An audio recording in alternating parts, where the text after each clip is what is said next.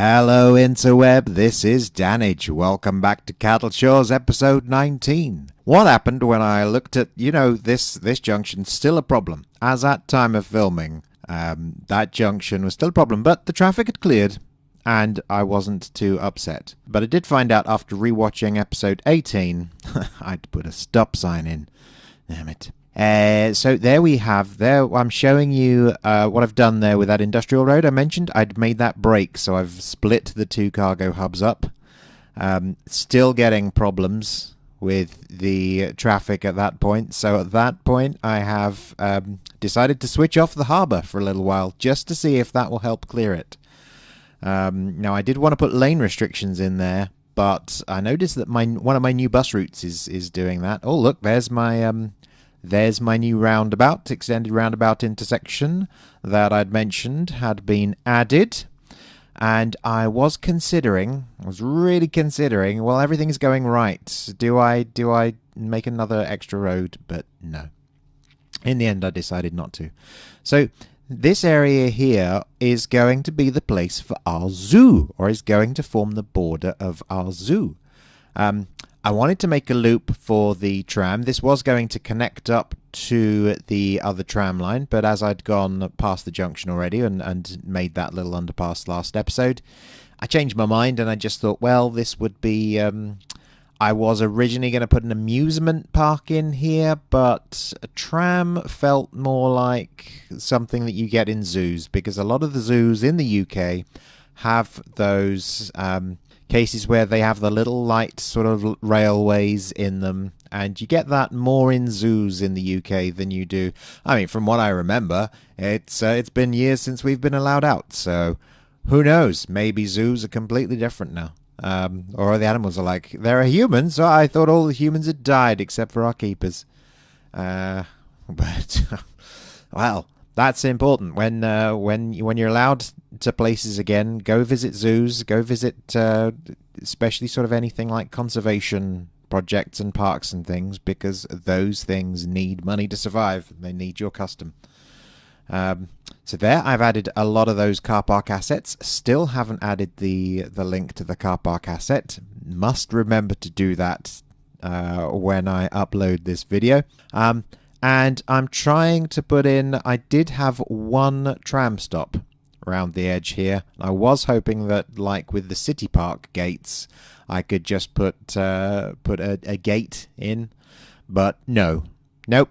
It's the side gate for the zoo is large and requires a road. So there we've got a little dirt track that's going across. This is going to make, I'm not quite sure what I'm going to be doing with it. Do I connect it to the interstate? No, let's not. But that dirt road will end up sort of getting connected up, because otherwise I get trash problems. And what I'm doing here is I'm starting off with a path, and I'm starting off with a path sort of goes round in a circle. I've seen some... I don't think I've seen many zoos on city skylines, but I'm imagining that people have sort of taken it like a grid approach or something like that. But generally, from my experience of zoos, they tend to have a large circuit. And for your circuit, you would then go around, you'd walk around, but there'd be sort of various little cut-throughs inside. So you would... be walking around as a circuit, but sometimes if you missed a particular animal or something, then you could sort of cut through. Now, what they need to do, people, asset creators, and people who know asset creators and lots of stuff.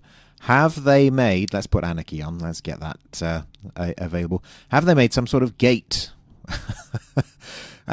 Because I'm conscious that pedestrians can get on the tramway, and then technically they're in the zoo without having paid. However, although I'm a bit concerned about the ability for pedestrians to do that, then the only way that they can get from a road or that tramway into the zoo paths is via the front gate or the side gate. So I'm thinking that probably from a financial perspective, the zoo animals will not be seen for free, even though the walls are not quite properly surrounded. But as long as the trams are completely enclosed, I guess, and so nobody can jump out except for when it goes down there, then let's just suspend disbelief for a moment and assume that that's right, and it doesn't matter that we're missing walls everywhere. Did consider a water tower, did consider a power station. In the end, I've used one of the power station that I picked up for the river town, because that doesn't look too out of place, being sort of fairly rural here. Because, zoo buildings do end up being a little bit like that sometimes. And conscious, I guess, that I probably was going to be stuck with needing to add this road access somehow, I left myself a space there so that I could stick even more of the car parks in. So there's 2 car parks there. So there's a 4x4 set of car parks. I'm just looking at different entrances. And now, so a plaza's going to go by each entrance. Cafe near each entrance. Absolutely. And a souvenir shop, well, a souvenir shop needs to go right at the end. As me and Mrs. Near Geek of former nature used to say, gift shop. Every time we got to the end of a zoo or an attraction, because the souvenir shop is always... I actually made it overlap there slightly with the entrance, but sometimes the exit is through the souvenir shop or the gift shop. In zoos, it's a clever way of forcing you to bring your children next to all of the toys, and then so making sure that your children do start screaming for stuff. 4 sets of toilets, and now I'm sort of vaguely placing the animal things where they roughly should go, but I'm very much just sort of trying to figure out now. For example, the birdhouse is normally near the front, and the insect and amphibian house normally is by the entrance. I don't know why that is, but in zoos that I've been to, the insect and amphibian house is normally by the entrance. That sea life centre, that's a little bit annoying. I might need to add in some water somewhere because it needs a shoreline, which is great for an inland zoo. But then we get all the other stuff and House of Monkeys. Really, I'm looking for wolves. Wolves and birds are normally the first things that you get. But those are all of my animal enclosures, and now I'm beginning to regret not having terraformed the space first. But you kind of do want zoos to be on slightly different levels, and that will require moving out, though, because it doesn't handle levels brilliantly.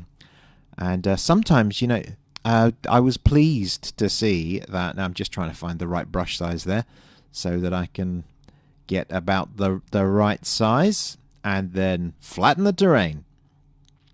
Flatten and then smooth, and then move your asset onto it. Because some of this stuff, like the zoo walls, I was very pleased to find if I combobulate the terrain, the zoo walls will actually conform to terrain as you're adjusting the terrain. So that's pretty good. That's pretty good news. But other stuff, roads. See, there you go. The zoo walls have just moved. Haha, brilliant. But the rest of the stuff, the enclosures and stuff don't. So maybe in City Skylines 2 Paradox, have an option. Have have it toggleable, so you can say, I want this asset to move along with the terrain modification I'm making, or I want this terrain modification to impact fixed objects like networks and place buildings, or I don't. And, you know, you have sort of two placing modes. There's an idea for the sequel. We know it's coming. We know it's coming. It's going to be coming soon, isn't it? Not because it's been, you know, a long time since the last DLC, but it's just, if you look, you know, the DLC generally tends to look at those menu icons down the bottom. You know, natural disasters sorted out the 3 services. Campus sorted out the education one. Mass transit sorted out the transport ones. Park life did the park stuff. Industries did the industry and the garbage. So, you know, unless you have something that adds water and electricity as a massively complex set of DLC, then they've run out, haven't they? They've done all of they've taken each of the menu tabs and they've expanded each of those menu tabs into its own little sort of mini DLC. Props to them, because actually that's quite clever. Because you basically can lay out the basics, your minimum viable product as you're starting, and then you can say, you know, that gives me a structure. So, you know, I've got 10 menu bars. I'm going to do 10 DLCs. And move them about. I bet you're glad that you're here for all this insightful commentary on how to make products, as opposed to how to play City Skylines. Well, you know, it can be difficult finding some stuff to talk about when all I'm really doing sort of mentally here is adjusting paths and buildings.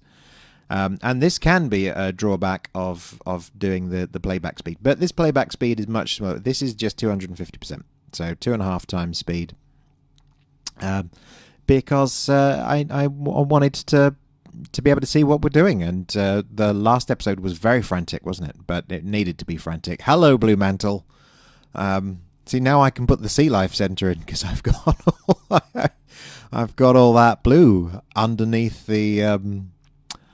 I don't know I can't remember what that enclosure is. But under that one, around the side, that's going to be, it's that antelope or something, or that might be the one on the right. So antelopes and bison and hippos. Rhino. Rhino, is that rhino? That might be a rhino place. So at this point I'm thinking, well, actually, I might do some of the paths. I've noticed that a couple of these enclosures have paths surrounding them, so that one next to it as well, the next one, not all of them, but it basically means that I thought, well, I don't have to be constrained by worrying about where the path is, because I'll put this in and I'll join the path. So that is moose and elk, was it?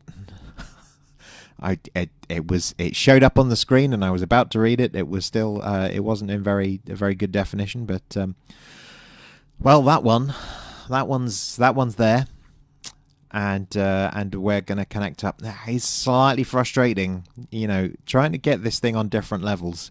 You almost need to know. This is kind of why I did the. If you watch episode 9 and 10. I did work on the mountains, but effectively I laid out all of my buildings and then I laid them outside of the area. And the outside of the area that they were going to be in, and then effectively I made the brush the right size, flattened a bit of terrain, put the thing in it. And then we didn't get any of this hokey-cokey sort of land cliffs. I don't know why the floor of that suddenly went down. You know, I'm not aware of if my terrain was set to sink or something, but it certainly did an unnecessary dip. We're going to move some stuff around here. This isn't quite as spread out as I'd like it to be. I might look for some more zoo assets, but then I'm conscious that even with zoo assets, there'll probably be static props, whereas all these enclosures have animals in them and moving animals, and that's pretty neat. I like that, but then that's a lot of polys and a lot of stuff to worry about. You see, I'm taking the building out of the zone, but I'm still trying to sort of maintain some hills whilst having different levels. So in a way, I'm thinking maybe I should have spread this zoo out even more, made it bigger. But actually, the space where I'd planned to put the zoo originally wasn't here. So this was just, as I say, because I ended up with the tram line here. And is that the giraffe enclosure? That might be the giraffe enclosure. I know that two of them had the raised pathways. And then we've just rejoined the pathways up. And we want to, smooth out the terrain, smooth it out as much as we can without sort of making the whole area flat, because I don't want the area to be flat. I want the zoo to be on different levels. So yeah, shout out to Colchester Zoo, and that's probably the nearest one to me. But I like zoos. I must have been to 10 or 15 zoos around the country, all of different sizes, but they're always on hills. There's always a lot of uppy and downy to enjoy. And nature parks. One of my favourite places is Whipsnade. Shout out to Whipsnade there, because you've got some lovely views of the valleys and gliders. There's a glider club near Whipsnade, and they will. You can just sit there, in your picnic area, and watch gliders sort of sink into valleys that you're looking down on the side. So that's really nice. But basically, it's just a nice open space. It's about 10 times the size of this little zoo that we've got. Anchor Zoological Park, I believe it's called itself. No idea where the anchors come from, but I'm not going to complain. Yes, I have lowered that path, but yeah, you see, I wanted to lower the enclosures as well, then try and smooth out some of that. I haven't quite, aced all of those textures. It's a bit unfortunate that's coming up, because if that was lower, there's a lot of uppy and downy. There's a lot of, I'm going to raise this to click, click, click. No, I've raised it too far. Click, click, click. Oh, no, now it's too low. Click, click, click. Now I'm looking at what sort of spaces it has on these tiles, and that's now, yeah, it's all right. But you know what? Will actually work for me? I thought I'd gone. No, I'm doing the trees next. Well, I didn't do the paths, but later I will use Surface Painter, because Surface Painter, my main complaint is normally that it's quite chaotic and doesn't square off nicely, but it doesn't need to here. So whoop-de-doo. This is what you were made for. I've gone for just. I wanted some different trees from the normal stuff that I've been placing. I've just been using the one tree brush for the city generally, just trying to keep the sort of used asset counts down as much as possible. But then I guess thinking about it, if I remember my loading screen mod, it loads all of the assets regardless that you have, even if you've got them deactivated. So I have literally had to unsubscribe from many assets just to keep the asset count to an acceptable level. And hats off to BombomB for explaining how to cope with that. Is that you create collections, you create Steam collections. So you're thinking, well, it took me so long to get all of these assets. Why would I want to get rid of them? I'm just looking for decoration stuff now, just trying to find things that can go in the park just to embellish the things that aren't necessarily zoo things. The panda enclosure, I did look at getting the panda enclosure in here at some point, but I think that's going to go in the nature reserve because it feels a little bit more naturey. Yeah, so Bombom, I don't think it was a deliberate, this is what you do.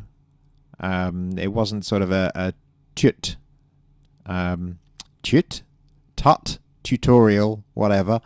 Here we go with the surface painter and the picnic area. But yeah, it was have a collection for everything, and that makes sense. So don't be afraid of making Steam collections with all of your favorite assets in. And then, if you're playing a particular map that requires, stuff that there isn't an existing one-click collection for, you've got a one-click collection in your bank. So then you just resubscribe to all of the things that you had before. So that's how you keep your asset count down, because if there's anything that you want to keep, or anything that you have for particular maps, then you just make an asset collection for it on Steam.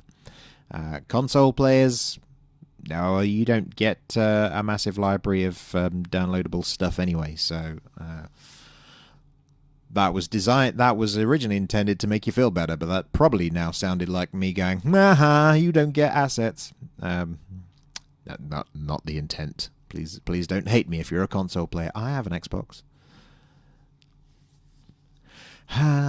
So anyway, now that I've upset all my audience and all the PlayStation fans and Nintendo fans, here's some flower trucks, flower beds, and food trucks and stalls popping up. Can never detect. I still haven't actually gone down to ground level to check that kiosk out, but it's one of those you can't really tell from above which way's the front. I should really have I've created my sort of food stall area now prior to surface painting. Did consider, shall I leave some greens in the middle? I can put some trees in those greens. Which would make for nice shade, but let's just put picnic benches out.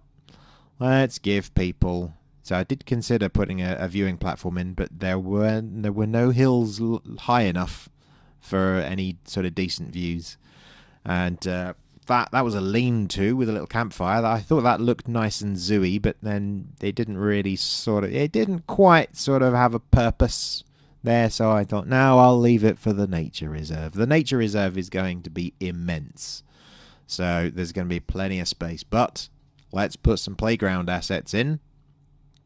Let's just have the kids play area, and can we have something that's a little bit sort of nice, some little kiosks around, just some embellishments really, just some decorations to add a bit of life. Statue, yeah, you get statues in parks. So that's a statue of the man on a horse who decided to build a zoo in Cattle Shores. Should have been riding a cow, really, shouldn't he? But, well, if anybody's got an asset of a man on a cow, then by all means. I mean, there are prop cows. I did have prop cows at one point. But no, not for zoos. I would have put, if Richard is still watching this series, I would have put a gorilla enclosure in here to get King Kong in here. I have scoured the workshop for King Kong assets, and the closest I've got is Hong Kong. There's some stuff, but he did ask. My friend Richard did say, can I get a reference to Kong in here? So you would think that the zoo episode was the one that I could do it. Now, sorry, at this point, I've realised for the first time that I've actually got a list of all of my parks. And that reminded me that I've got this park that I'd created, and it had no visitors and it had no stars. And so I just came back here and went, oh yeah. But also, at the same time, whoop-de-doo, I've actually got somewhere where I can list all of my parks. So I don't know, there might be one for industries as well. I should check that out the next time I load up the game. And I should really have put a park entrance there, shouldn't I? because I've now just got a park pathway going to an area of the street which people could just get to. So I will fix that at some point. But in the meantime, let's just ping up some commercial. I'm very happy as I'm going past here. You can't hear my little squeals of joy, but essentially I'm just like looking. There's an eye on the roads, and I'm thinking, this was all jammed a couple of last episode. And this was all like, there was standstill. And look, it's all moving. I'm so happy. So yeah, I'm very pleased to see that roundabout is now flowing much easier than it was before. I think it was sensible to connect the highway ramp straight to it. I was very happy with all those smiley faces going on. Still looking at that lane stuff, and I'm still looking and thinking, that's irritating. But it's not blocking the cargo hub of the cargo station, which is nice. And so I think we're checking out. I think 80% that traffic was 80. Yeah. I am very happy. That I end up turning back on because that's still traffic jam, regardless of the fact that stuff's happening. I've got a roundabout there now. That's the only other thing I was looking at. So checking out all the give way signs, making sure that these guys can just go through, because they seem to be clogging up, but they're not sort of clogging up all the way there. So I did have priority given to the road across, and I don't know, I think I may end up with a traffic light in that junction there, because I'm not quite sure. It's obvious when you've got a big arterial road and you've got little side roads coming onto it, because you put the giveaway side on the side roads, don't you? And let's put bicycle lanes in here. But when you've got a great big road and the intersecting is with another great big road, so I'm kind of making that flow through, and it kind of worked, but I did come back later, sort of after the filming, and checking my warehouses there, and the stuff was it was still jammed. So there we moved in. I think we're coming to the end now. I've not checked my timer. I've got 2 minutes left. So yeah, this has been interesting. I enjoyed doing the zoo. The zoo's doing quite nicely already. I think it's got a couple of stars. Few more. The trash is obviously picking up there, so I'm going to hook up the road now, so that garbage trucks can get there. It's still a white trash warning sign now, despite having a recycling centre right next to the tram station there, so it's not far away from here. But yeah, it's a white warning, so it's just obviously waiting for a truck. There's not many people going on this tram line, so I can reduce the thing, but I will take you through the tram line before we go. I will show you where this one goes, because this is a different one to the city one. So this is just going through my original arterial, and going around the factories area, coming down the side, going past Old Town, going all the way to the end, and then looping round. And then I thought for a second, well, maybe I will do you a little follow through, but no. Let's. I wanted to keep it fairly brief so that I could not have to go 700% speed. So I kept the recording was just an hour and a bit, so I'm only having to play it at 2.5 times speed. Not got enough stuff here, even though I've got a grain silo full of crops,